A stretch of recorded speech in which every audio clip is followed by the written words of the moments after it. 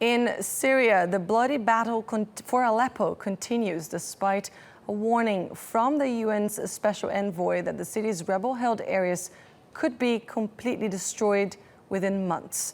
For the latest, let's cross to our correspondent Ediz Tiyansan, who is at the Turkish-Syrian border. What's the latest on the ground in eastern Aleppo, Ediz?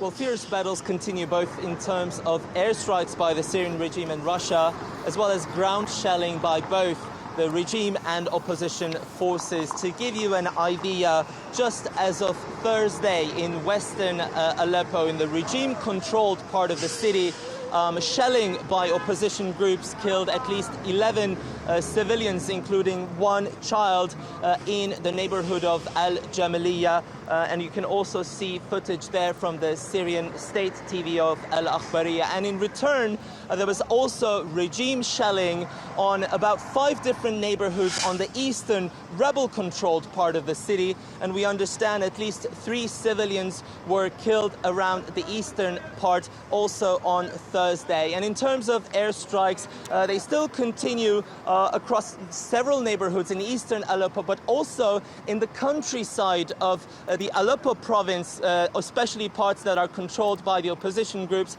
And as of Thursday, one pharmaceutical plant was completely destroyed as a result of these attacks.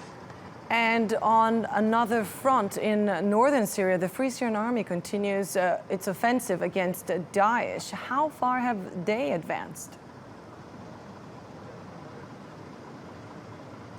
Well, it's been more than 40 days now under the operation, as part of the operation of Euphrates Shield. The Free Syrian Army soldiers, backed by the Turkish military, they continue to advance to capture more ground from Daesh, to clear them of the Turkish border area inside Syria. We understand that following 2 days of fighting, they've managed to seize the town of Ikhtirin.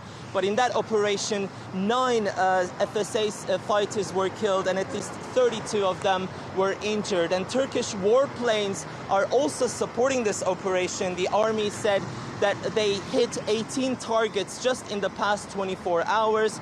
They've completely destroyed 15 buildings that were previously used by Daesh militants in the area. And remember that US-led coalition warplanes are also supporting these operations, and 3 Daesh militants were killed by those airstrikes. And I think it's also important to mention where I am right now. The Cilvegözü crossing is quite significant for both the FSA fighters and civilians just across the border, particularly in the Idlib province, because as you see, on a daily basis, many of these, hundreds of these trucks are going across the border. They're carrying basic necessities like food, water, and also industrial items that these people use on a daily basis. But it's important to note that Idlib is a province that is the stronghold of the opposition. And so while Idlib has seen less clashes and it's been relatively easy to reach all of these trucks over there, the same cannot be said for the Aleppo province, Aleppo city,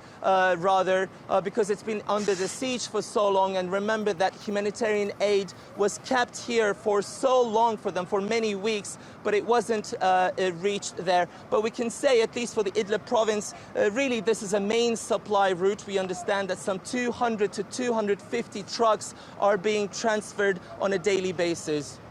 Ediz Tiyansan near the Turkish-Syrian border. Thank you very much for that.